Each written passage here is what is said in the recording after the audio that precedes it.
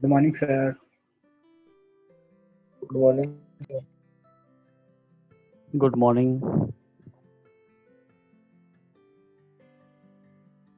आज आप लोग की थर्मोडायनेमिक्स की क्लास नहीं है, ओके सर। तो मेरा आधा घंटा और चलेगा एक्स्ट्रा। कंटिन्यू मतलब आधे घंटे और करूँगा मैं।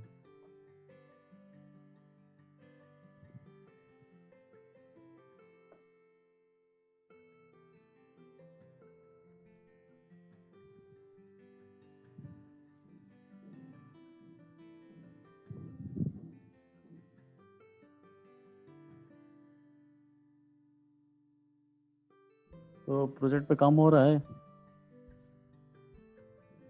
Yes sir. कहाँ तक पहुँचा सुमित तुम्हारा काम?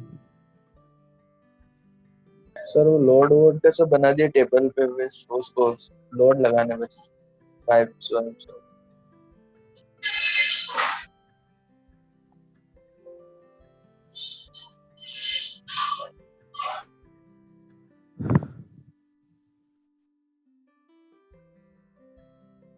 वो मतलब पाइप किस चीज़ का बनाए हो? सर वो पीवीसी वाला मार्केट से लेके आया था सर, घर पे तो कुछ है नहीं। पीवीसी पाइप मार्केट से लेके आया। स्क्रीन दिख रही है? हाँ सर, स्क्रीन दिखती है। तो आज हम लोग मतलब मैंने लेक्चर प्लान में थोड़ा सा चेंज किया हुआ है। कुछ इम्पोर्टेंट टॉपिक्स हैं जो गेट एग्जाम के लिए बहुत इम्पोर्टेंट है। ये आरटी में इतना नहीं आएगा, तो बहुत ज़्यादा गेट के लिए भी इम्पोर्टेंट है। और मतलब आरटी में भी आता है, तो आरटी के वेरिएशन थोड़े ऐसे हैं कि बहुत ज़्यादा वेरिएशन नहीं है, बहुत ही कम वेरिएशन है। एक ही टाइप के क्वेश्चन बार बार पूछता है, जो क्वेश्चन हम लोग आज देखेंगे भी। ठीक है, तो स्टार्ट करते हैं। सर कल एक क्वेश्चन दिया था आपने। 2 क्वेश्चन दिया था ना? हाँ, एक तो वैल्यूज वाला था और एक तो वो वाला था।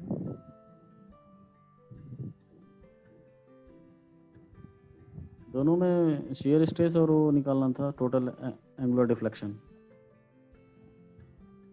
दोनों में निकालना था ना, जिसमें मटेरियल सेम दे रखा था और अच्छा। Shear strength. हाँ, तो वो उसका क्या हुआ, कितना आया?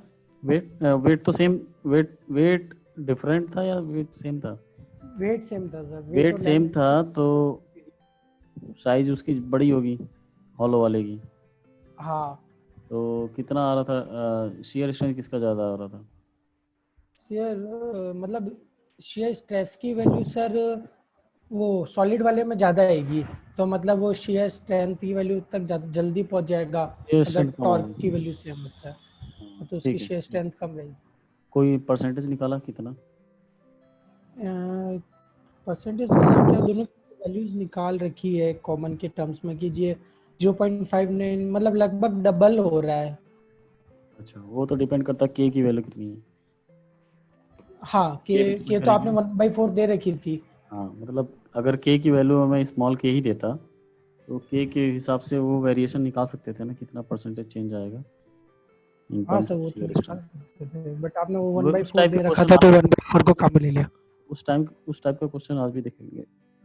ठीक है, जैसे वहाँ पे पोलर सेक्शन मॉडुलस देखा था, वैसे ही यहाँ पे एक और टर्म आता है, that is known as polar section modulus, क्योंकि यहाँ पे पोलर एक्सिस की बात होती है। ठीक है, तो यहाँ पे पोलर सेक्शन मॉडुलस। ठीक, तो हमारे पास टॉर्जन इक्वेशन क्या है? टी बाई जे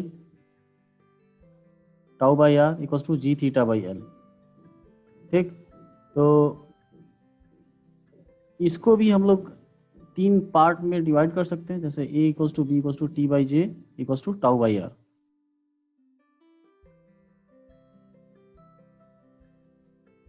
कर सकते हैं ना? Yes sir. A equals to B से क्या आ रहा है हमारे पास? T by J equals to tau by R. ठीक है, अगर मैं किसी शाफ्ट पे टॉर्क अप्लाई करता हूं तो वो टॉर्क कब तक अप्लाई कर सकते हैं हम लोग? जब तक सर टाउ की वैल्यू स्ट्रेंथ के बराबर नहीं पहुंच जाए।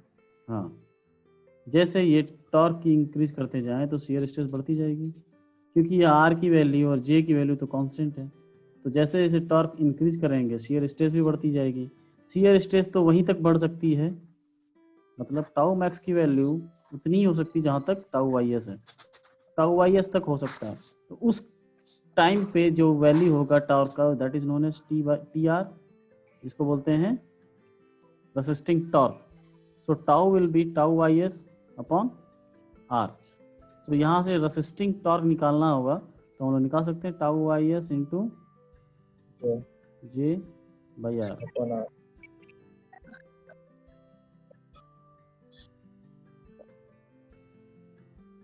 ठीक है,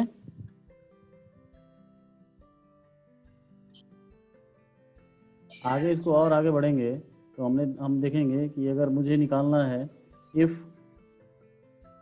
वी अप्लाई और टॉर्क ऑफ कैपिटल टी, उस केस में शियर स्ट्रेस जो जनरेट होगा that will B T R by J, maximum shear stress. Maximum shear stress कहाँ जनरेट होता है? आर मैक्स पे। स्मॉल आर मैक्स कितना होगा? Capital R. Capital R। ठीक है, तो उस केस में मैक्सिमम शियर स्ट्रेस कितना जनरेट होगा? इतना। और इसी को और भी सिंप्लीफाई करें तो T divided by J by R लिख सकते हैं।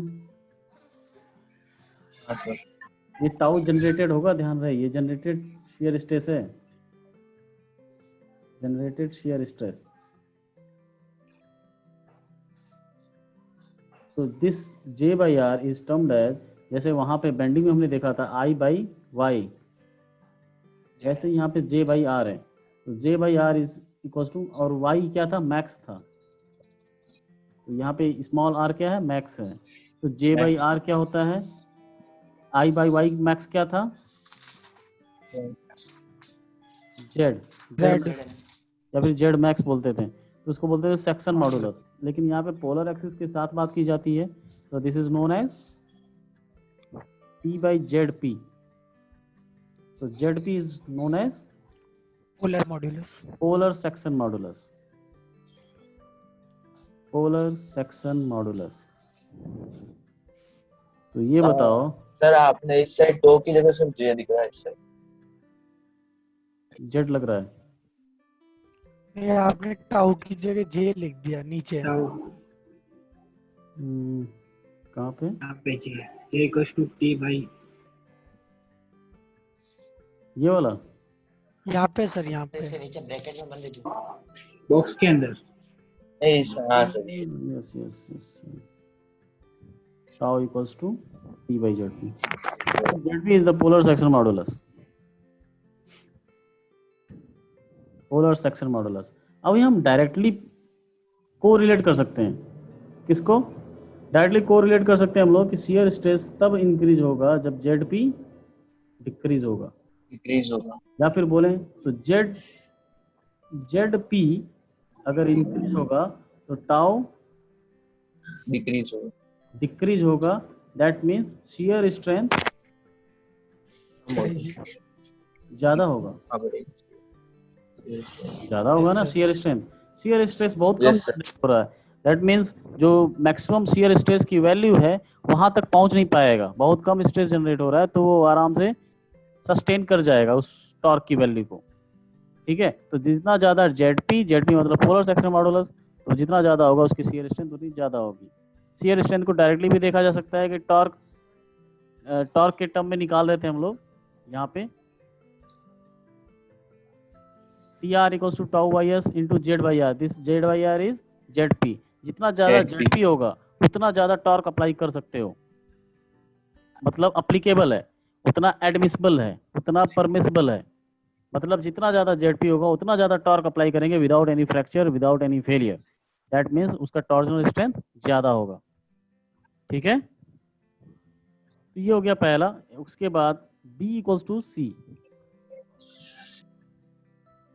B equals to C is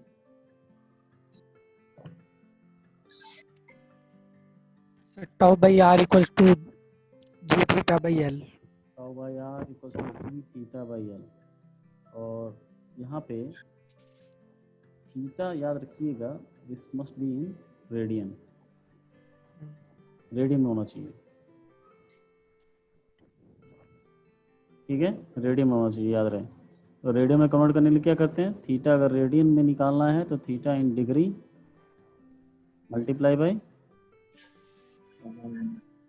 pi upon 180। 180।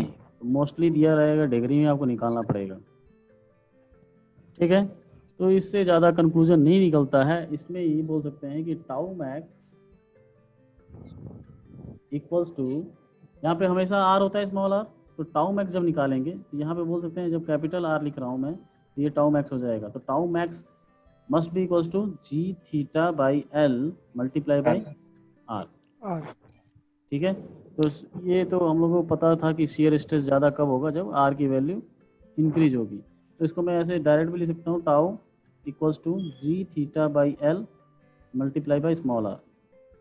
Are की अलग अलग वैल्यू पे अलग अलग शियर स्ट्रेस आएगा, बिकॉज एक टॉर्क अप्लाई कर चुके हो आप, टॉर्क अप्लाई कर चुके हो तो थीटा कांस्टेंट हो गया है, उतना ट्विस्टिंग हो चुका है, तो थीटा अप्लाई कर चुके हैं। तो अब आर की वैल्यू चेंज करने पे मटेरियल के अंदर from centre to the top fibre the shear stress will be increases from 0 to maximum. ठीक है, तो इस ये वाला टर्म तो हम लोग पहले भी देख चुके हैं, प्रोफाइल बनाए थे हम लोगों ने शियर स्ट्रेस का, एक क्रॉस सेक्शन क्रॉस सेक्शन पे और एक हॉलो क्रॉस सेक्शन पे। ठीक है, तो इसमें कुछ नहीं है, जी भी कांस्टेंट है और कैपिटल एल भी कांस्टेंट है, और थीटा कांस्टेंट इसलिए है because the torque is already applied and torque is constant. So torque is constant then theta is also constant, क्योंकि ट्विस्टिंग हो चुका है उस टॉर्क पे, उससे ज़्यादा तो होगा नहीं। तो अब आर की वैल्यू से देखेंगे कि मटेरियल के अंदर शियर स्ट्रेस चेंज हो रहा है, कहाँ से कहाँ तक, 0 से लेके मैक्सिमम तक। The last one is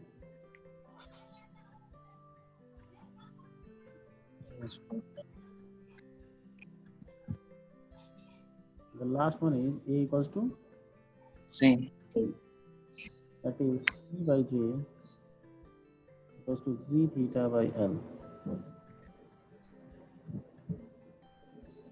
P की वैल्यू अगर मैक्सिमम रखें हम लोग, P की वैल्यू मैक्सिमम रखें अगर, L भी सेम है, G भी कांस्टेंट है, J भी कांस्टेंट है, थीटा चेंज हो जाएगा, थीटा चेंज हो जाएगा, स्ट्रेन मैक्सिमम आएगा, बढ़ जाएगा। मतलब अगर मैं ऐसे निकालूं P equals to G J by L multiply by theta.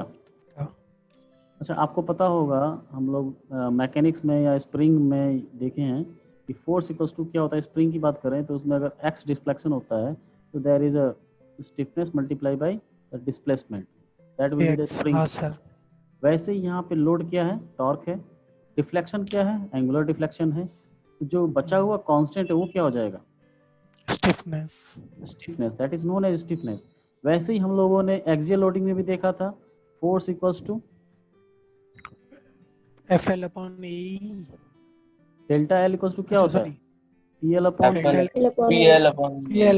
Upon A, तो P इक्वल्स टू क्या हो जाएगा, AE upon L multiply by delta L. यहाँ पे डिफ्लेक्शन है तो ये क्या हो जाएगा, स्टिफनेस। लोड है, स्टिफनेस है, और ये क्या है, डिफ्लेक्शन। लोड है, ये स्टिफनेस है, ये डिफ्लेक्शन है। ठीक है, लेकिन नाम अलग अलग हो जाएगा। नाम क्या हो जाएगा, इसमें आता है स्टिफनेस, जो इसको बोलते हैं कि एक्सियल लोडिंग का स्टिफनेस है, it is known as axial deflection, sorry axial stiffness, axial stiffness, या फिर इसको सिंपल सा स्टिफनेस बोलते हैं, बिकॉज जैसे जैसे हम लोग देखें इनर्शिया की बात करते हैं जब भी, तो ट्रांसलेशनल इनर्शिया की बात नहीं करते हैं, तो जो ट्रांसलेशन मोशन होता है उसी को जनरल टर्म दे दिया गया है, तो इसको सिंपली बोला जाता है स्टिफनेस। अब जब ये टॉर्क में पढ़ा जा रहा है तो इसको बोलते हैं टॉर्जनल स्टिफनेस। तो यहाँ से जो स्टिफनेस आएगी, torsional stiffness,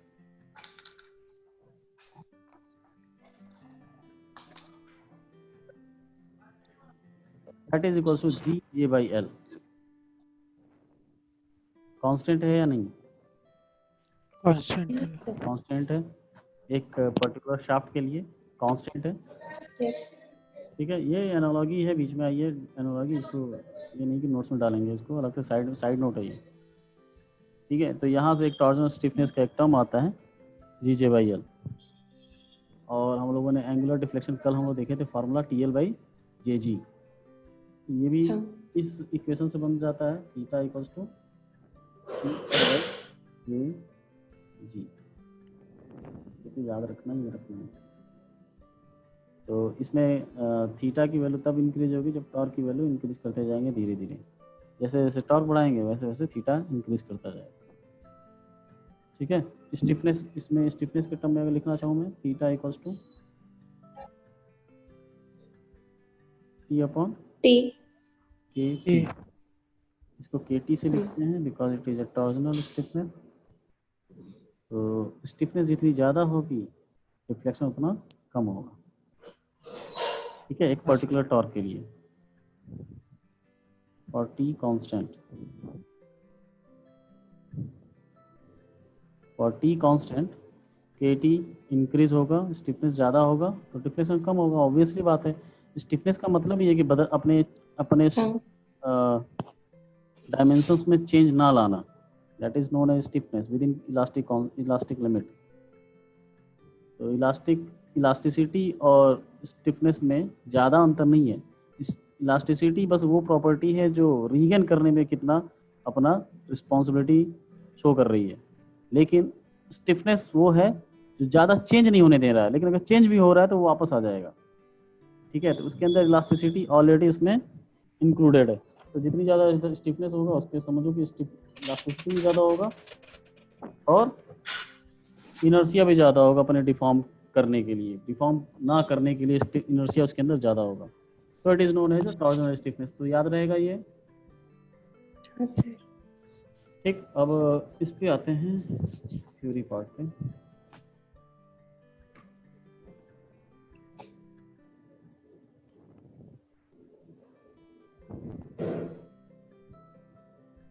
mechanics of solids, analysis of torsion equation हो चुका है। Comparison between hollow and circular सब बहुत इंपॉर्टेंट है और the GATE point of view, और ये आरटी में बहुत ज़्यादा हर बार यही आता है कंपेयर करने के लिए। तो इक्वेशन आपको याद रहेगा T Y J equal to tau by R G theta by L, theta is in radian. Important points to remember. आप लोग नोट करते हो या स्क्रीनशॉट लेते हो रेगुलरली? से पढ़ते हैं, बाद में आप वो पढ़ते हो गूगल क्लासरूम पे डालते हो, उससे लिख लेते हो। अच्छा ठीक है, तो उसी दिन पढ़ते हो ना, नहीं तो अगले दिन भूल जाओगे। हाँ सर। उसी दिन पढ़ते हो? हाँ सर। तो देखिए, polar section modulus, polar section modulus is used to design of shaft based on the strength criteria. Polar section modulus, polar section modulus क्या था? जेड पी की वैल्यू क्या थी? J by R. ठीक है, वेयर एज टॉर्जनल रिजिडिटी। अच्छा, torsional rigidity का formula क्या होगा? ये हमने देखा नहीं, एक सेकंड यहाँ पे देखते हैं।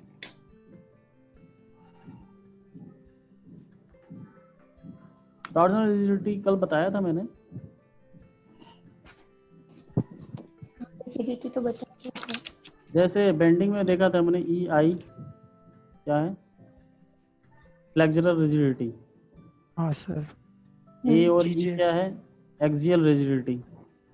वैसे ही यहाँ जीजे दिस इज टॉर्जनल रिजिडिटी। ये जो टर्म है टॉर्जनल रिजिडिटी। टॉर्जनल रिजिडिटी और स्टिफनेस में क्या अंतर है? सिर्फ ये एल का अंतर है। एल का लेंथ जितना ज़्यादा होगा, जितना ज़्यादा लेंथ होगा उतनी इसकी स्टिफनेस कम होती जाएगी। लगता है कि नहीं? जितना छोटा पार्ट होता है वो उसमें डिफॉर्म होने के चांसेस कम है। जितना ज़्यादा लंबा रॉड होगा वो डिफॉर्म हो जाएगा। अगर आप उसको बेंड नहीं करो, ट्विस्ट करो, तो ट्विस्ट करना आसान होगा छोटे से ज़्यादा बड़े को। इमेजिन कर पा रहे हैं इसको? बड़े को कर पाएंगे ना, तो स्टिफनेस उसका ज़्यादा होगा। लेकिन एक बड़ा सा रॉड है, एक देखिए, एक ये रॉड है, डायमीटर उसका उतना ही है, और एक ये रॉड है, डायमीटर सेम है, मटेरियल सेम है, स्टिफनेस इसकी कम होगी। KT1 and this is KT2. KT1 is less than KT2 because JG by L होता है। ठीक है, तो यहाँ से रिलेट करोगे तो लेंथ ज़्यादा होगा तो KT कम हो जाएगा। ठीक है, लेकिन दोनों मटेरियल सेम है, डायमीटर सेम है, तो जी ए इंटू जी की जो प्रोडक्ट होगा, जो मल्टीप्लिकेशन होगा जे इंटू जी का, वो क्या होगा? ये तो कांस्टेंट रहेगा। तो इनका टॉर्जनल रिजिडिटी तो सेम है बट स्टिफनेस डिफरेंट है। ठीक है, हाँ सर।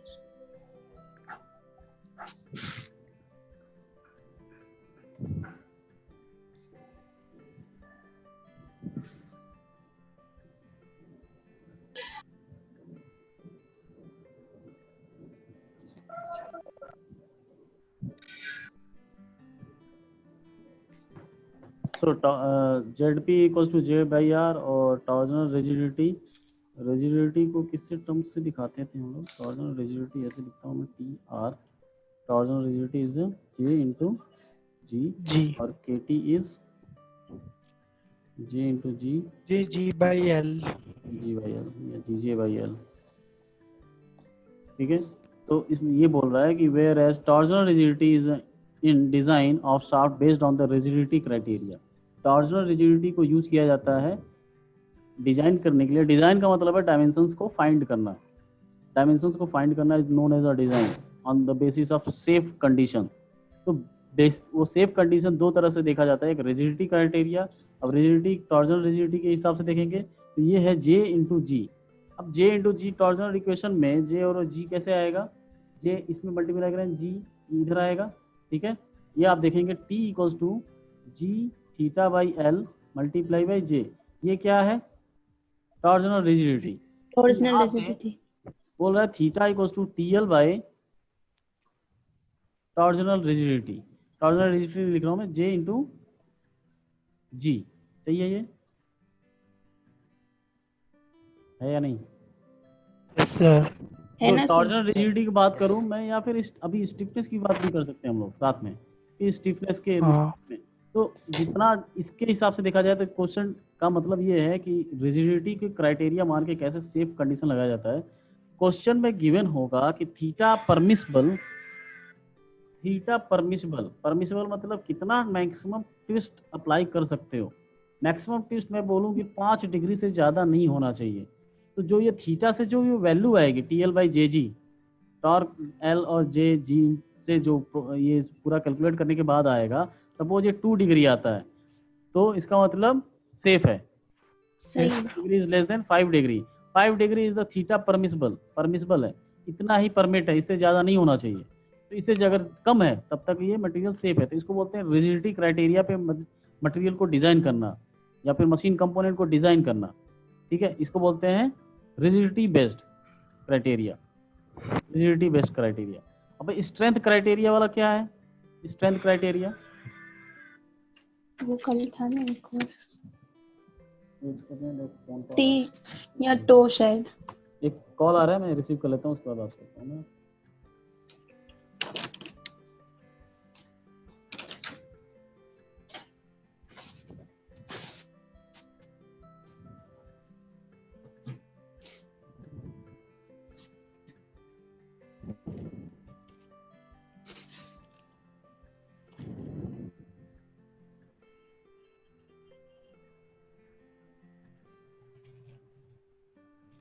और स्ट्रेंथ क्राइटेरिया भी हम लोग देख चुके हैं।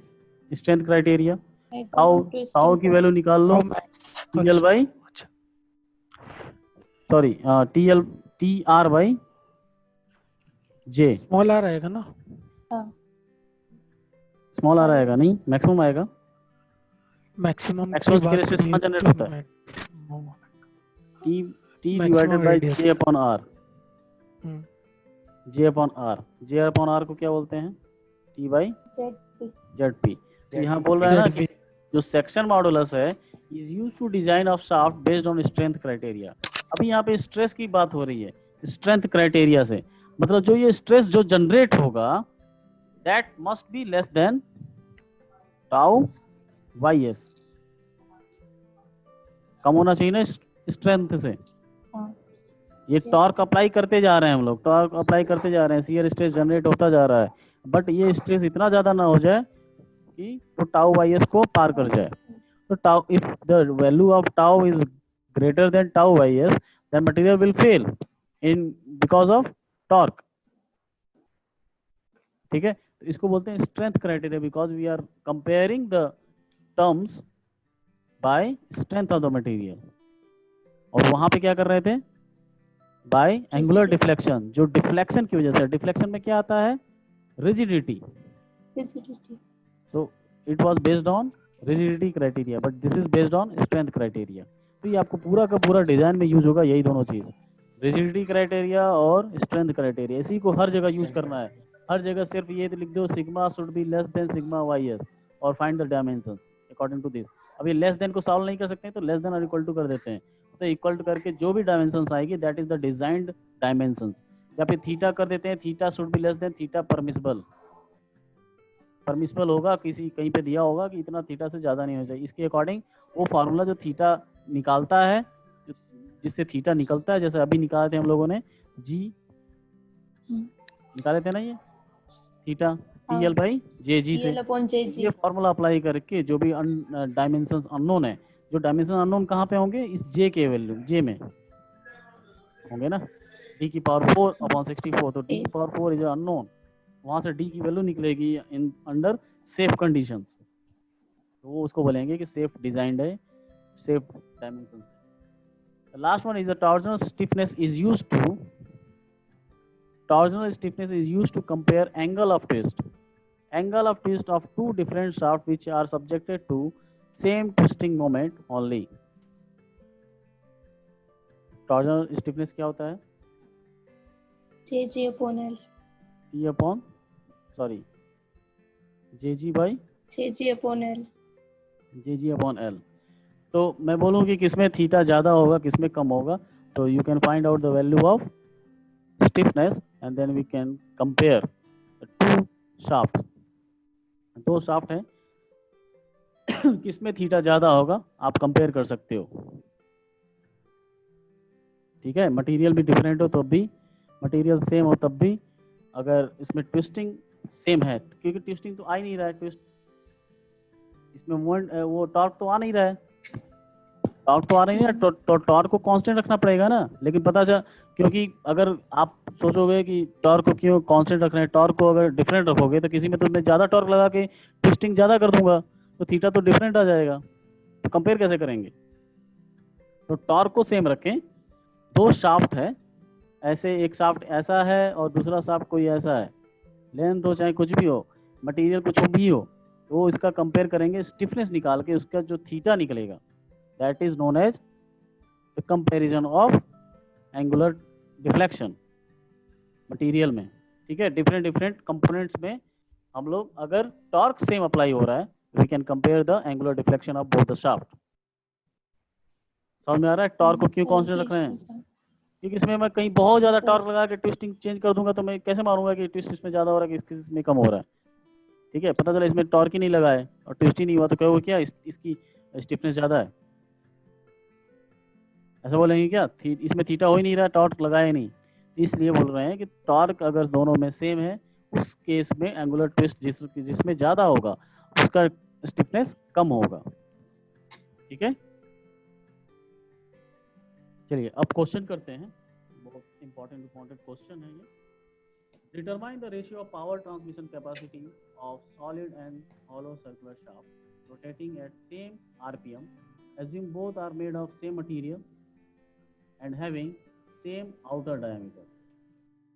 कभी कभी लिखा रहता है क्वेश्चन में सेम डायामीटर, हॉलो शाफ्ट है और एक सॉलिड शाफ्ट है और बोलेगा कि सेम डायामीटर, तो सेम डायामीटर का एक हॉलो शाफ्ट है तो हॉलो शाफ्ट में 2 डायामीटर होती है और सॉलिड शाफ्ट में एक ही डायामीटर होता है, तो कैसे बोले सेम डायामीटर का क्या मतलब है, सेम आउटर डायामीटर या same inner diameter. Inner diameter तो इसका है ही नहीं, आउटर डायमीटर दोनों के हैं, तो कभी कभी लिख देगा सेम डायमीटर, तो कंफ्यूज नहीं होना है कि कौन सा डायमीटर की बात कर रहा है। सेम डायमीटर का मतलब ये आउटर डायमीटर, क्योंकि सॉलिड में भी आउटर है इसमें भी आउटर है, इनर तो इसमें इसी में है सिर्फ, तो अपने आप अंडरस्टूड है कि this question is talking about outer diameter, ठीक है। इस क्वेश्चन को कीजिए जरा, अटेम्प्ट कीजिए। Determine the ratio of power transmission capacity. जब भी बोले पावर ट्रांसमिशन कैपेसिटी की बात करें तो तुरंत आप फॉर्मूला याद आना चाहिए, P equals to 2 pi N 2 pi nt upon 60. 60, और बोल रहे हैं कि at the same RPM. Same RPM मतलब ये भी कांस्टेंट हो गया, ये कांस्टेंट है, ये भी कांस्टेंट है, तो ये सारे टर्म कांस्टेंट हो गए, तो ये बोल सकते हैं P is directly proportional to T, या फिर P is directly proportional to कोई कांस्टेंट ले लें, अगर कांस्टेंट में ले लेता हूँ B मल्टीप्लाई बाई T, ये कांस्टेंट, ठीक है। B क्यों लिया हूँ मैं, C ले लेते हैं,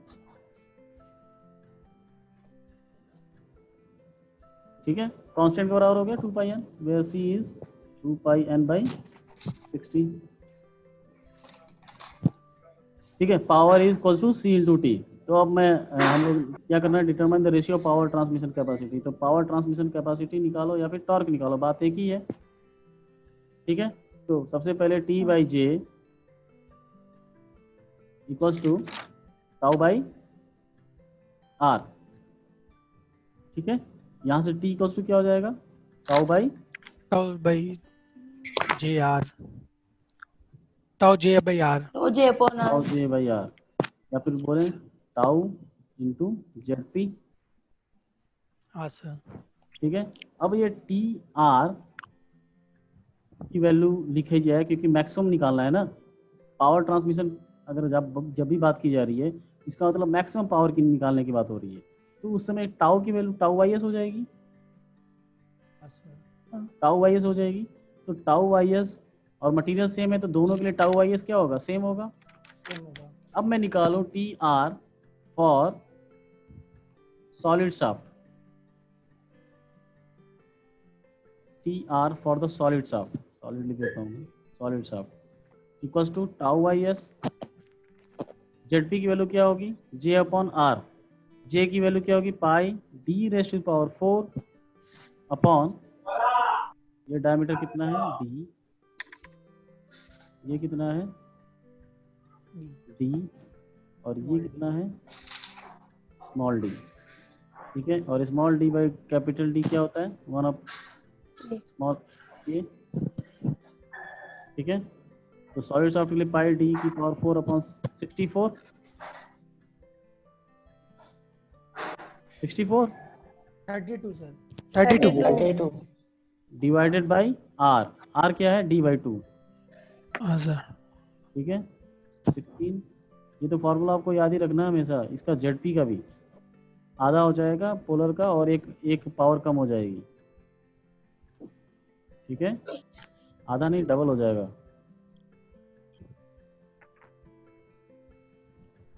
tau Y S pi d cube by 60 16। 16 अब देखेंगे ध्यान से, ये भी एक कांस्टेंट है, ठीक है। तो डायरेक्टली डी क्यू से भी कंपेयर किया जा सकता है। So now T R equal T R for the hollow shaft, ये क्या होगा, tau Y S into Z P, tau Y S multiply by pi D D की पावर 4 माइनस स्मॉल डी की power 4 upon 32 multiply by D by 2, ठीक है। इसका R D by 2 के बराबर ही होगा ना, जो आर क्या होता है बाहर का रेडियस, बाहर का रेडियस क्या है डी बाई 2 है। अब बाहर निकालो जरा, टाउ वाई एस डी की पावर 4 बाहर निकाल लेते हैं, पाई बाई 32, हाँ डी की पावर 4 बाहर निकालोगे तो 1 माइनस 1 माइनस के की पावर 4 की पावर 4 अपॉन डी बाई 2 हो जाएगा। 2 से 2 32 is cancel out by 16 and D is cancel out, यहाँ पे 3 आ जाएगा। So this will be tau Y S pi by 6 pi by 16 d cube 1 minus 1 minus k की पावर 4 और ये टी उसकी वैल्यू थी, टी सॉलिड की। हाँ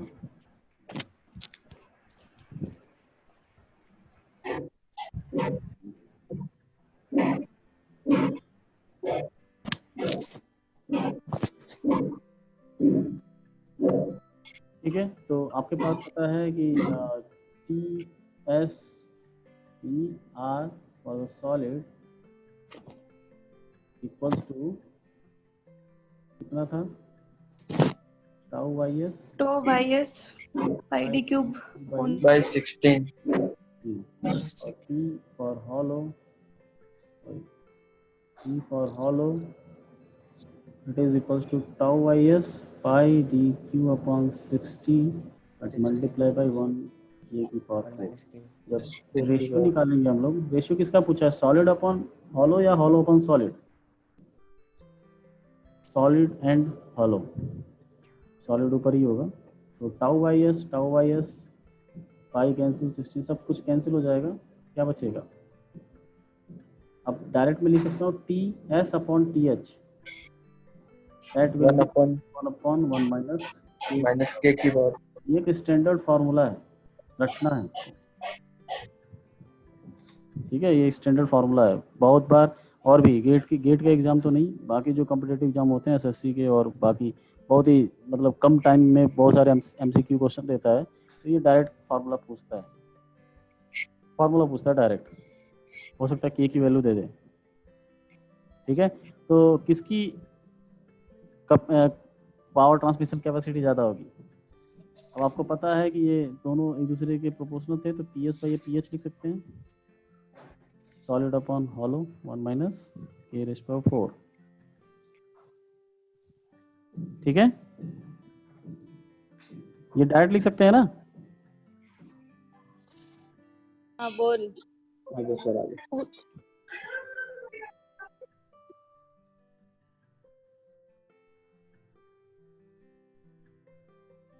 हेलो, कोई हाँ, मैसेज सर। कर दे, क्लास स्टार्ट हो गई है, ग्रुप में मैसेज कर दिए स्टार्ट हो गई है क्लास।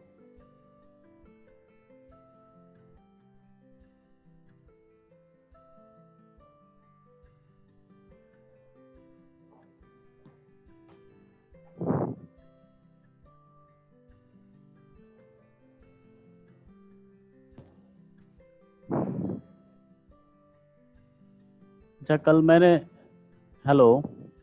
मैंने ये बोला था कि कल बोला था या परसों बोला था, याद नहीं आ रहा है।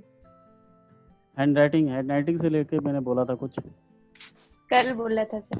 कल बोला था कि हैंड राइटिंग देख के हाँ। मुझे खुशी होती है। खुशी तो हुई थी, बट आप लोगों को टेंशन नहीं लेने की जरूरत है, हैंड राइटिंग खास जरूरत नहीं है, इसलिए नहीं बोल रहा हूँ कि मेरी खराब है इसलिए बोल रहा हूँ, खास जरूरत नहीं है। मेन है हमारा पढ़ाई कैसे कर रहे हैं, हमारा कॉन्सेप्ट कितना क्लियर है, ये ज़्यादा जरूरी है। अभी तो कुछ भी हैंड राइटिंग से मतलब ही नहीं है, लिखना कम है, अब तो टाइपिंग वाइपिंग ज़्यादा करना है, ठीक है। तो उससे टेंशन नहीं लेना कि मैं पता चला जमा ही नहीं कर रहा हूँ असाइनमेंट।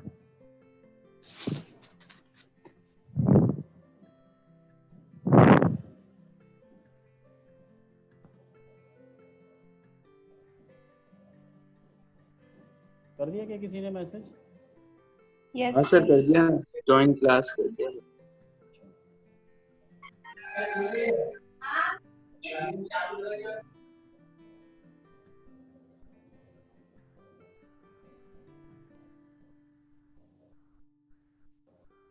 हाँ जी, तो अब मुझे थोड़ा सा पता चल रहा है, ऐसा लग रहा है मुझे कि मैं जब रोज वीडियो लेक्चर और ऑलमोस्ट रोज एक दिन लेट हो सकता है, वीडियो लेक्चर जो होता है वो अपलोड करता हूँ मैं, at the same time same day पे मैं नोट्स तो सब अपलोड कर ही देता हूँ क्लासरूम पे।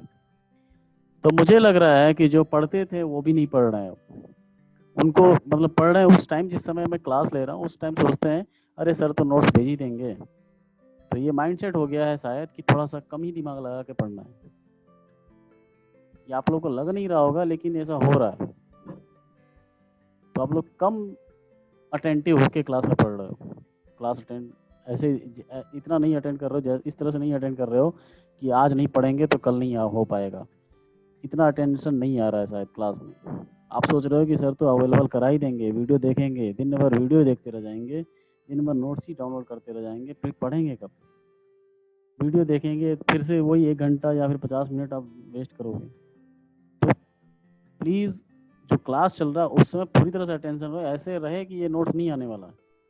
ये नोट्स प्रोवाइड उसके लिए किया जा रहा है जिसका इंटरनेट कनेक्शन ख़राब है, पुअर है, जो ज्वाइन नहीं कर पा रहे, यहाँ पे इंटरनेट ही नहीं है, उसके लिए नोट्स। और ये नोट्स तो चलो मैं भेज देता हूँ, रोज़ भेजूँगा, लेकिन वीडियो सोचोगे कि वीडियो सर आएंगे वीडियो फिर से देख लूँगा, तो यहाँ पे क्लास में इतना ना समझ में आए तब भी चलेगा, नहीं चलेगा,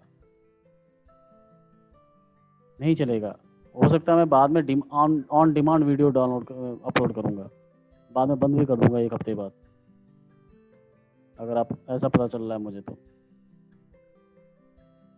और मैं सबसे पूछना चाह रहा हूँ किसके किसके पास बुक हो चुका है, right in the chat box, किसके किसके पास बुक है जो मैंने प्रेफर किया था, जो मैंने रेफ़र किया था एज ए रेफरेंस बुक या फिर टेक्स्ट बुक, जो भी बुक है, कोई कौन से बुक हैं। राइट योर नेम तो पता चल जाएगा, आप बुक का नाम लिखिए चैट बॉक्स में, कौन सा बुक है आपके पास।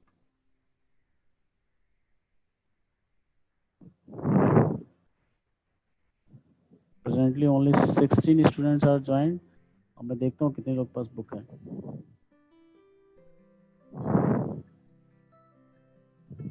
बस एक के पास है।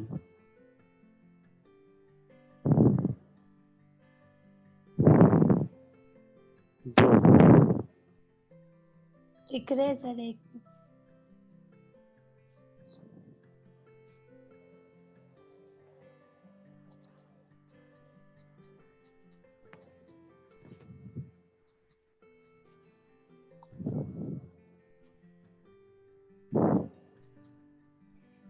बुक तो बहुत ज़्यादा कंपलसरी है, बुक नहीं है, बुक क्यों नहीं लियो सुमित? अभिषेक जोशी सर आई नहीं अभी तक, नहीं सर, ऑनलाइन पीडीएफ भी नहीं मिलता था। तो क्या ऑर्डर कर दिया है क्या? नहीं सर, ऑर्डर तो नहीं किया, कार्तिक से पीडीएफ पीडीएफ से मिला। तो नहीं पढ़ना है, मैंने कब बोला पीडीएफ से पढ़ना है? पीडीएफ तो मैं 1000 दे दूंगा तुमको अभी। पीडीएफ से नहीं पढ़ना है बेटा, हाँ सर, ये 4 क्रेडिट का कोर्स है ये, हाँ सर, ऑर्डर फेस कर ऑफ दूंगा। Machine design. ये बुक रखना पड़ेगा आपको, पीडीएफ नहीं रखना है। पीडीएफ में तो वैसे ही सर दर्द कर रहा है, तुम लोग बता रहे हो कि ऑनलाइन क्लास चल रही है, फिर पीडीएफ भी ऑनलाइन ही देखोगे, किताबें भी।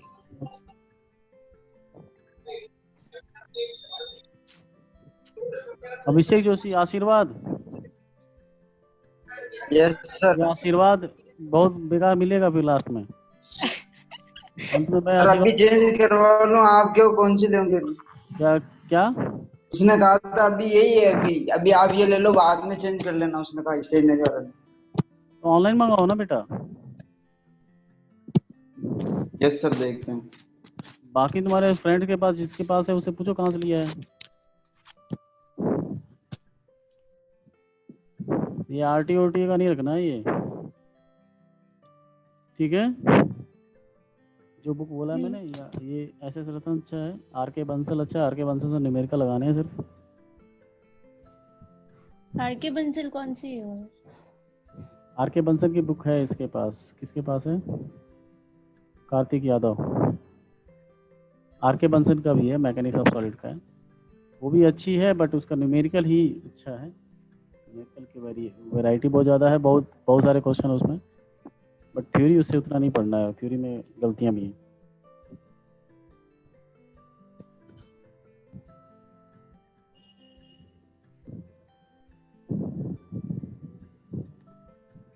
अंकित, यस सर। बुक क्यों नहीं है अभी तक? सर वो पीडीएफ से ही पढ़ रहा था। पीडीएफ से मैंने नहीं बोला है भाई, पीडीएफ से नहीं पढ़ना है। अनुभव वैष्णव। Yes sir. तुम टेस्ट भी नहीं दिए हो।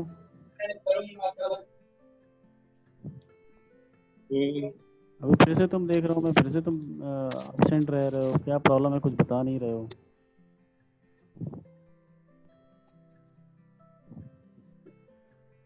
आशीष मीना,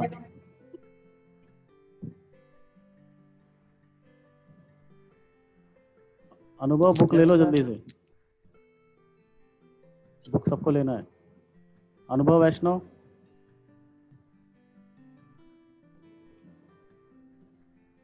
हाँ सर। बुक लेना है, ठीक है? हाँ जल्दी से 1 हफ्ते के बीच में लीजिए यार, नेक्स्ट वीक पूछूंगा मैं फिर। भावना डांगी, ठीक है।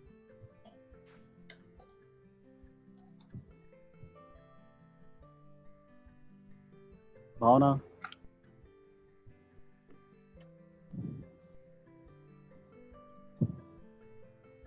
इंजीनियरिंग। धैर्य मीना, यस सर। बुक क्यों नहीं लिया अभी तक? ले लिया तो वो पीडीएफ ही था तो। किसका? एसएस रतन का सर। या पीडीएफ है तो यार प्रिंट आउट निकलवा लो यार, ठीक है? मोबाइल में नहीं होता पढ़ाई, लैपटॉप में नहीं होता है बुक से। जब तक आप उस पर अंडरलाइन नहीं करेंगे ना तब तक मज़ा नहीं आएगा बुक का। मज़ा नहीं आएगा तो एकदम बोर हो जाएगा, फिर नींद आएगी जैसे खोलोगे। हाँ सर, वो प्रिंट आउट निकलवानी है। आप प्रिंट आउट निकाल कर रखो या फिर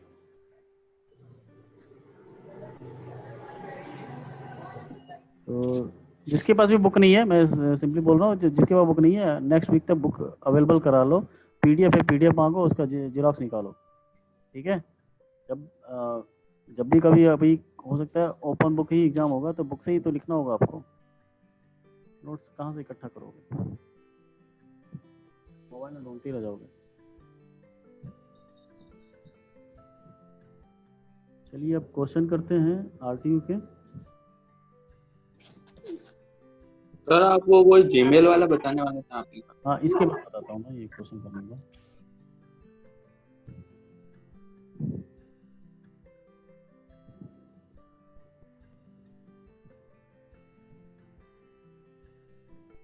ये क्वेश्चन दिखाई दे रहा है क्या आप लोगों को जो लिखा हुआ है? कंक्लूजन दिख रहा है। हाँ अभी दिख रहा है सर। दिख रहा है ना? Hollow shaft of diameter ratio, ये 2017 में आया है आरटीयू के।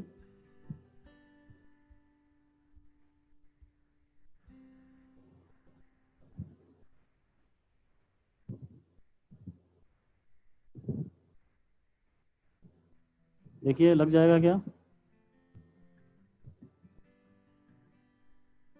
2017 में आया था ये। A hollow shaft of diameter ratio 3/8 inner to outer is to transmit 375 kilowatt at 100 rpm। अभी आपको जैसे ही पता चलता है पावर है और आरपीएम है तो फटाफट क्या निकालेंगे?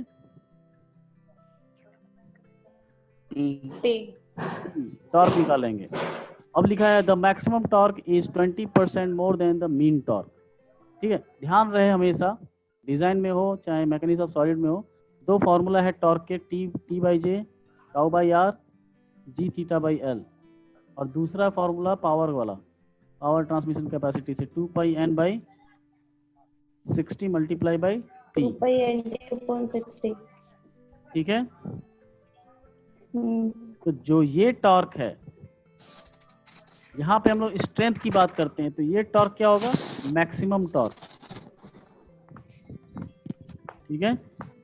अगर मीन टॉर्क और मैक्सिमम टॉर्क की बात की जाएगी तब अलग अलग होंगे, और जब ये पावर वाली बात होगी तो ये है टी मीन टॉर्क, ठीक है? ये मीन है, एवरेज है, क्योंकि जब पावर इंजन से मिलती है वो टॉर्क उसमें ऊपर नीचे होता रहता है, कभी माइनस कभी प्लस, कम ज़्यादा होता रहता है। क्यों? क्योंकि आपको पता है बस पावर मिलती है एक्सपेंशन स्ट्रोक में, एक्सपेंशन स्ट्रोक में मिलता है तो पावर उस समय जो टॉर्क होगा बहुत ज़्यादा होगा, बाकी सारे जो स्ट्रोक हैं उसमें टॉर्क नेगेटिव होंगे, तो टॉर्क ऊपर नीचे होता रहता है, तो उसका मीन टॉर्क निकाला जाता है। तो यहाँ पे इंजन में मीन टॉर्क होगा, लेकिन इस फॉर्मूले में क्या होगा? स्ट्रेंथ की बात की जा रही है तो maximum torque applied on the shaft so that material can withstand at a torsional shear stress. तो दो फार्मूला है, तो यहाँ पे उसीलिए यहाँ पे दो वैल्यू दी है, तो उसके हिसाब से आपको जब ये फार्मूला यूज करना होगा मैक्स वाला, तो दिया है 20% more than the mean torque. पहले तो ये जो टी मीन निकालोगे आप इस फार्मूले से, क्योंकि पावर दिया है और स्पीड दिया है, तो ये टी मीन निकलेगा, ठीक है? टी मीन निकलेगा।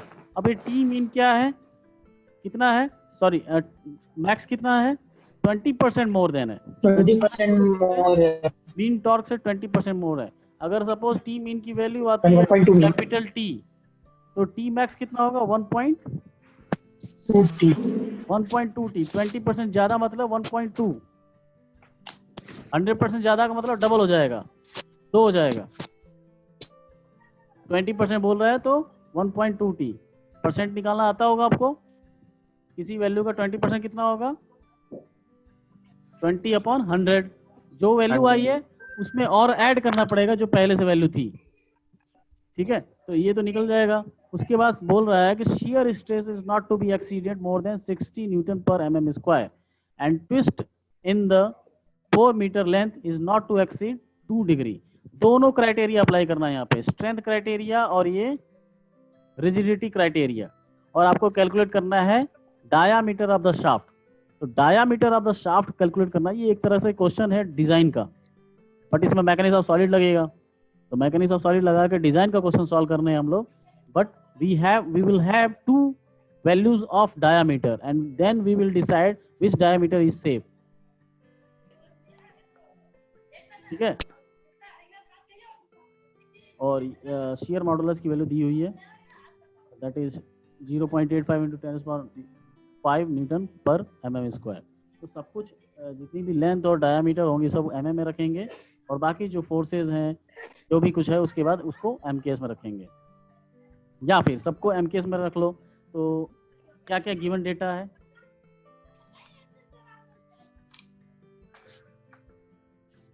Given datas are small k that is 3/8। उसके बाद पावर 375 MKS पे करते हैं इंटू 10⁻³ वॉट 375 375। उसके बाद RPM 100 RPM है, और बोल रहा है कि Tmax equals to Tmean plus 20% of Tmean। सही लिख रहा हूं मैं, सही लिख रहे हैं कि नहीं हम लोग? हाँ हाँ सर।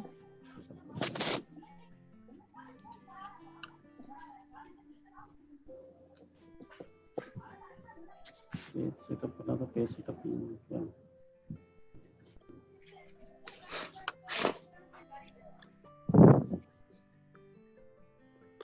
तो, और ये वैल्यू क्या आ जाएगी 1.2 टाइम्स ऑफ Tmean। ठीक है, 20% को क्या लिख सकते हैं 20/100। बाकी क्या गिवन है टाउ YS, या फिर बोले shear stress not to exceed, मतलब क्या है maximum value of shear stress है, that is the materialistic property. ये कितना दिया है 60 × 10⁻⁶ न्यूटन पर मीटर स्क्वायर। लेंथ कितना है 4 मीटर। थीटा कितना है परमिसिबल, थीटा परमिसिबल बोलो या मैक्सिमम बोलो, दैट इज 2 डिग्री। इसको निकालेंगे रेडियन में, multiply by π/180। Calculate the inside and outside diameter which satisfy both the conditions. 2 condition हमको सेटिस्फाई करने हैं, एक कंडीशन है टाउ YS का, एक है थीटा परमिसिबल का।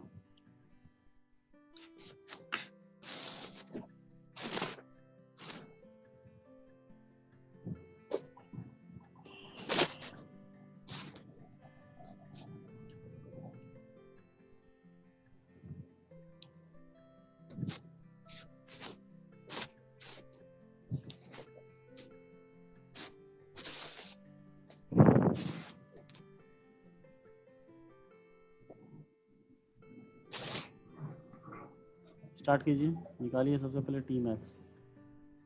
Tmean। Power equals to 2π n into Tmean divided by 60। From here we have the value of Tmean, what is the power 375 into 10⁻³ into 60 divided by 2 into π into 100। बताओ Tmean कितना आया है, कौन बताएगा? मैं बताऊं सर? आ गया है, बताओ। हाँ करेक्ट है ना? 35,809.8 से 35,809 पॉइंट 8 से न्यूटन मीटर, टॉर्क है newton metre. So Tmax will be 1.2 times of Tmean। That will be equals to 1.2 से मल्टीप्लाई करो जल्दी।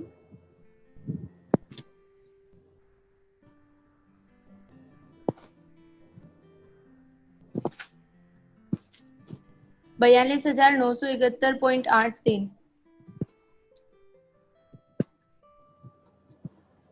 42,971 971.83। Newton metre. Now we are going to use torsion equation. Torsion equation में से apply करेंगे पहले तो strength criteria.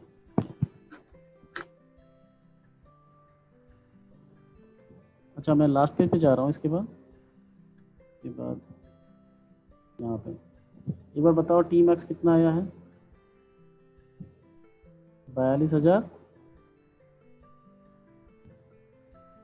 42,000 42,000 और भी सिर्फ 42,000 आया है। ऐसे 42,900 971.83 ठीक है न्यूटन मीटर। अब हमें पहला लगाना है स्ट्रेंथ क्राइटेरिया।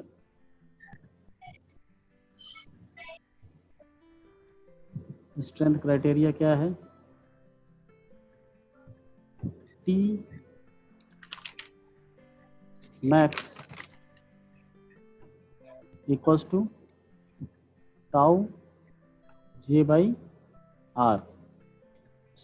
जो शाफ्ट है वो कैसा है? हॉलो है, सर्कुलर है? सॉरी हॉलो है, सॉलिड है? हॉलो है, गिवन दिया है आउटर और इनर डायमीटर और के की वैल्यू दिया है। के की वैल्यू देते ही पता चल जाएगा ये हॉलो है।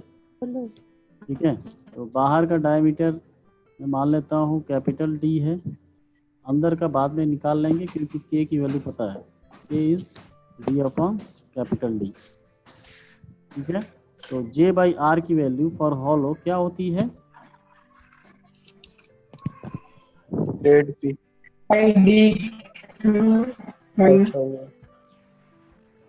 यहाँ से हम लोग ये भी निकाल सकते हैं पहले तो टाउ मैक्स की वैल्यू। टाउ मैक्स की इक्वल टू क्या होगा? T max upon Z P. तो T max has come out 42971.83 divided by pi D raised power 4 1 minus sorry D की पावर क्यू क्यू आएगा ना? हाँ क्यू लिख दिया मैंने। माइनस के की पावर 4 अपॉन 16।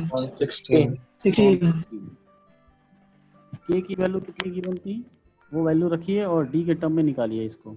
3/8 tau max. और ये जो टाउ मैक्स ये बताइए जनरेटेड है या फिर कोई वैल्यू है, कांस्टेंट वैल्यू है या जनरेटेड है? टाउ मैक्स तो कांस्टेंट वैल्यू होगी, ये तो उसके टाउ मैक्स इज मटेरियल पे डिपेंड जनरेटेड, करेगा। कांस्टेंट वैल्यू तो है बट ये it is generated on this torque. Maximum torque ये जनरेटेड वैल्यू है और यही जनरेटेड वैल्यू किससे कम होनी चाहिए? शियर स्ट्रेंथ से।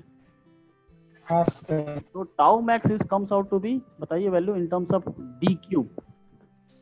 Putting the value of K pi find the value of D cube, find the value of tau max in terms of D cube. ऊपर का टर्म बताइए, नीचे तो डी क्यूब होगा ही, ऊपर का टर्म बताइए कितना है?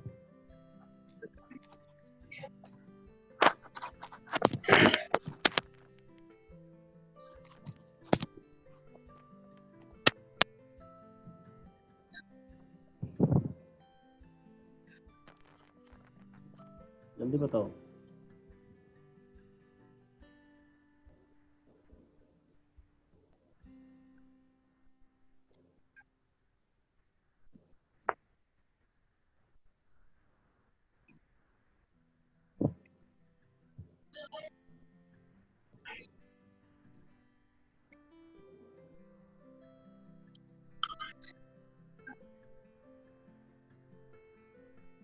क्या निकाल रहे हो भाई तुम लोग?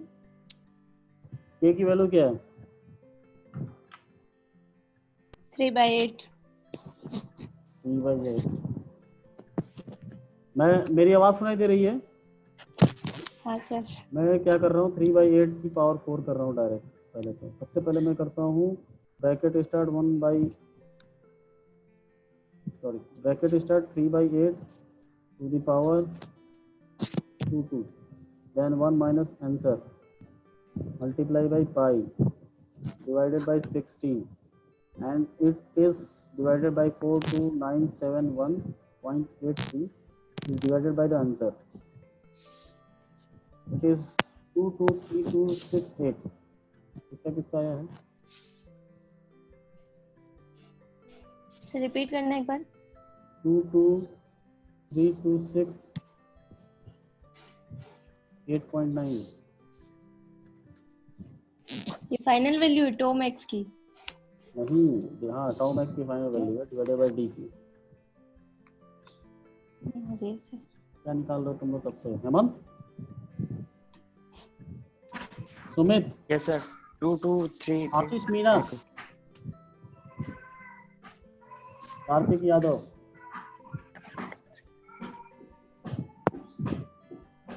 Lalit,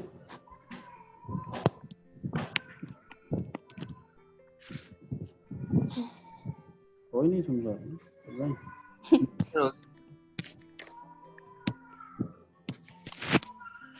So the tau max will be 223268.9 divided by d cube. D cube. Should be less than tau by s. Tau by s की वैल्यू कितनी थी? Maximum permissible stress 60 into 10 to the power 6 16. 60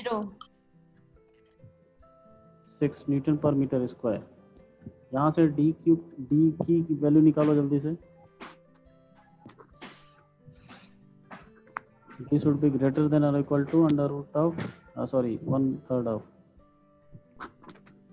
ये तो मैं डायरेक्ट आंसर निकालता हूँ मैं यहाँ तो, क्योंकि हमारे पास कैलकुलेटर में ऑलरेडी आंसर पड़ा हुआ है 223268.9 का। So it will be divided by 60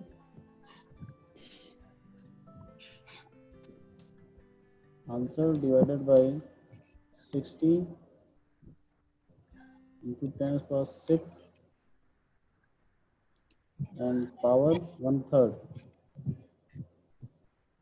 comes out 0.00247। 372 कितना? 0.00372। 372 आ रहा है और इतना। Yes sir. Extend 22326.8.9 divided by 60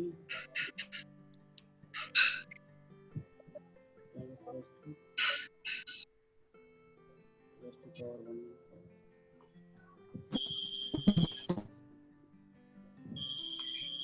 और कोई बताएगा? हाँ सर 300.372 आ रहा है। मीटर में आ रहा है, एमएम में आ रहा है।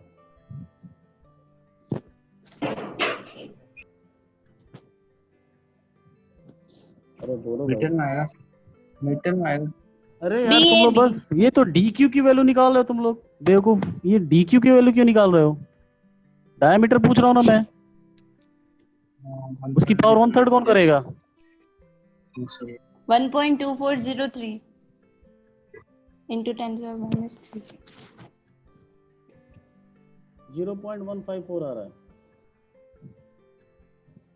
0.154 मीटर। एमएम में निकाले तो 0.459 भी है। एमएम में निकाले तो, और ये D should be greater than equal to है। So D equals to 154.9 mm। ये आंसर है, स्ट्रेंथ क्राइटेरिया का आंसर है ये।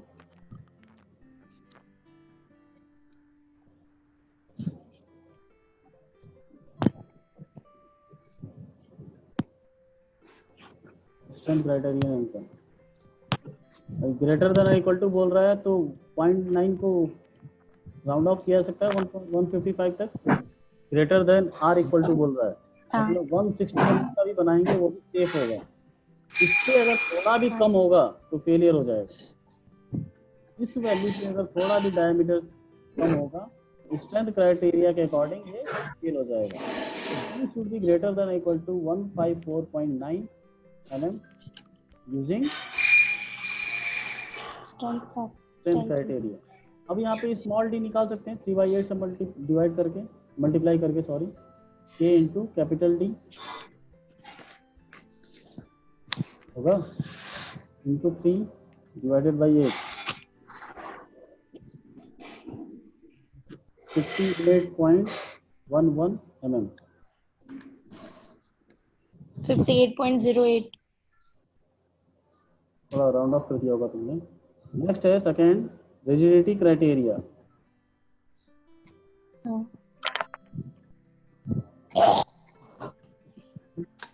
Theta should be less then theta जो मैक्सिमम आएगा that should be less then theta permissible.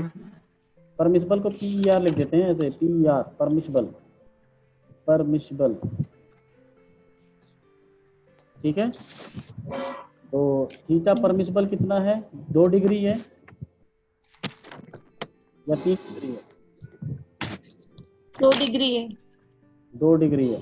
तो 2 डिग्री को हमने रेडियन में निकाल चुके होंगे। तो theta 0.0349। Theta max is E upon G/L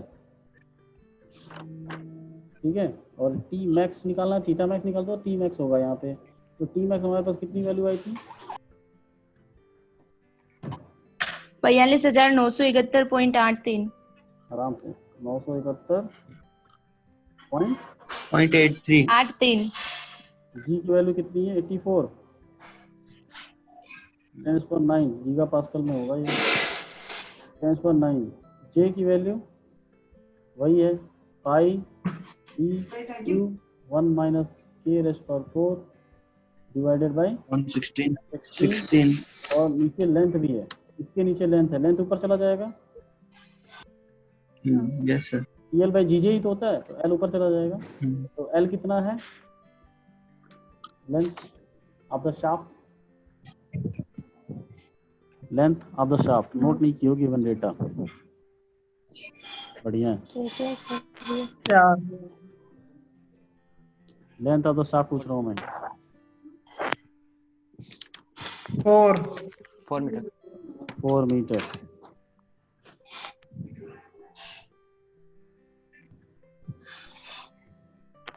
into 4 metre length की जगह पे 4 मीटर। इसको सॉल्व कीजिए और फाइंड कीजिए in terms of DQ। Theta max equals to नीचे होगा DQ और ऊपर होगा कुछ कांस्टेंट वैल्यू।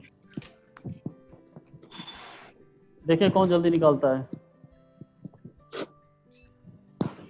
K की जगह पे 3/8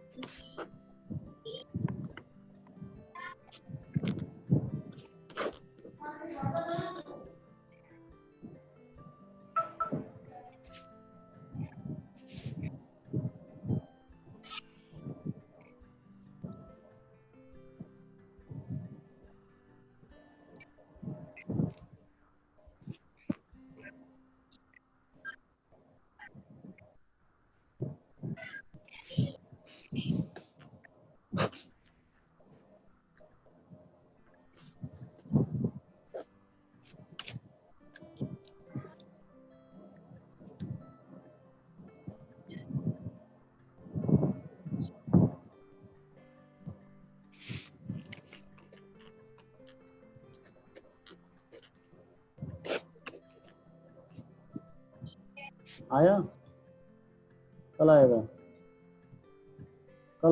आंसर आज आएगा आज आ जाएगा। देखो मैच कराओ जल्दी से मेरा आंसर आ गया।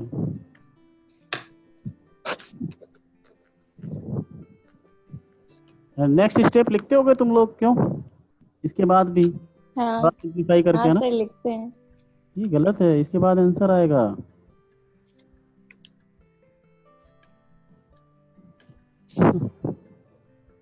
तुम लोग को को फर्स्ट ईयर में सिखाया था मैंने। कम सिखाया था सर। एब्सेंट होगी तुम उसमें।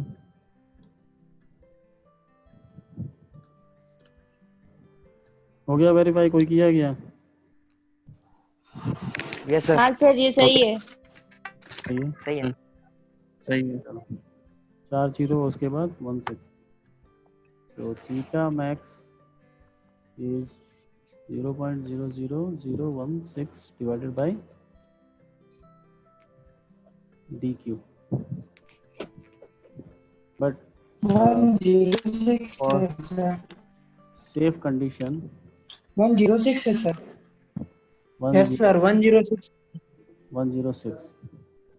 ठीक. For safe condition theta max should be less than or equal to theta permissible.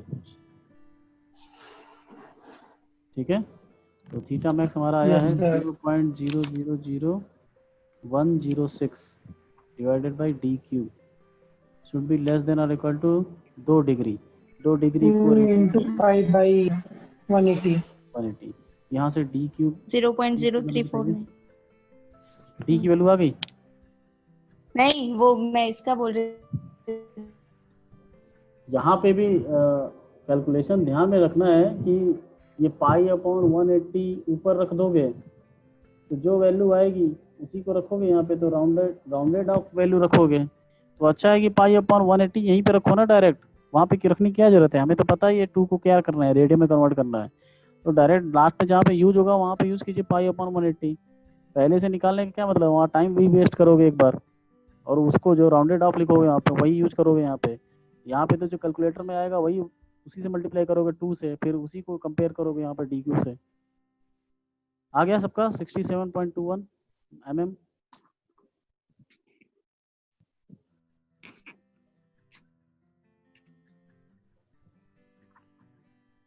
या गलत है?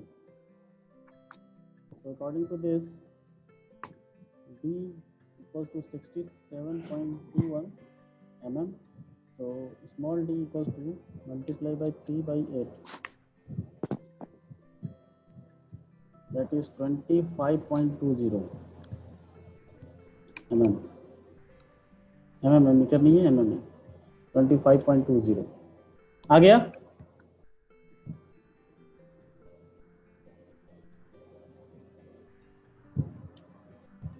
हेलो, आ गया?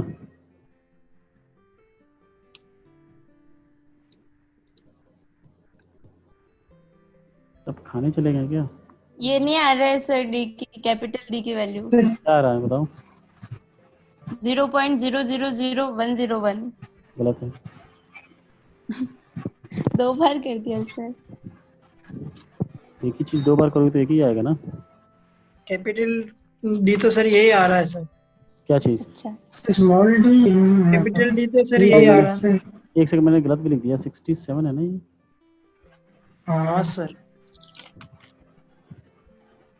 सही है, अब सही है। हाँ सर यही आ रहा है। Yes sir. ठीक है, तो अब आपको चूज करना है कि विच आंसर इज करेक्ट। आप पहले स्ट्रेंथ क्राइटेरिया से क्या आया था? स्ट्रेंथ क्राइटेरिया से कोई एक डायमीटर कंपेयर कर लेंगे, क्योंकि बस आउटर देख लेते हैं, क्योंकि आउटर पे 154.9 mm। इक्वल्स टू कितना आता है? 9 mm। 9 mm।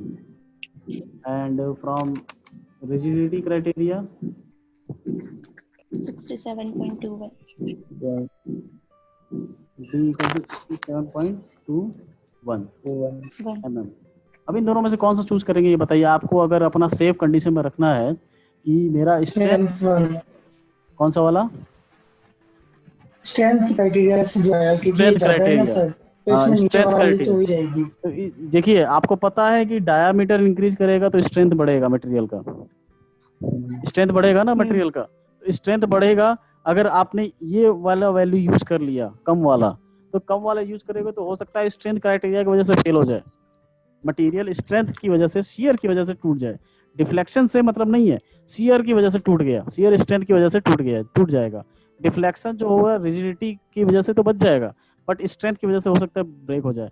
तो तो हम लोग हमेशा सेफ कंडीशन में चलने के लिए ऐसी चीज यूज करते हैं, ज्यादा डायमीटर यूज कर लेंगे सो दैट कि दोनों कंडीशन से बच जाए। For the both condition to be satisfy D should be maximum value. ठीक है, तो आंसर क्या होगा, ये वाला।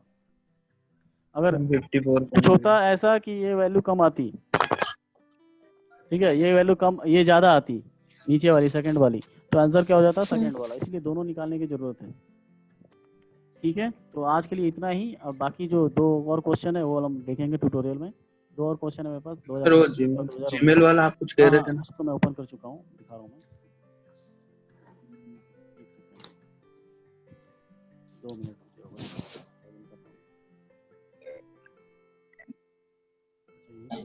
स्टूडेंट डिटेल्स, आप लोग अपना अपना जीमेल खोलिए जल्दी से। नया जीमेल खोलिएगा। जीमेल ऐड करना है, नया अकाउंट। अच्छा, तो लैपटॉप में तो नया खुल ही जाएगा, मोबाइल में तो आपको प्लस करना पड़ेगा, उसमें अकाउंट ऐड करना पड़ेगा।